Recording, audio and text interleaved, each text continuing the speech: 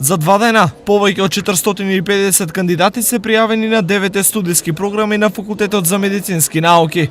Она што се разликува од минатата година е не само поголемиот број на студенти, туку и студенти кои што на академските студии се запишани со одличен или со многу добар успех. Државните квоти за најбараните академски студии како општа медицина, стоматологија и фармација веќе се речиси пополнети, иако оваа година критериумот за запишување е најмалку 80 поени. Колку места остануваат за вториот уписен рок на Факултетот за медицински науки? Втор уписен рок ќе имаме пријавувања секако на тие студиски програми каде што ќе останат непополнети места. Мислам дека на стручните програми ќе има се уште простор, меѓутоа најверојатно во квотите со кофинансирање ќе има се уште простор и на студиите на некои од академските студии за фармација и за стоматологија и најверојатно и за општа медицина.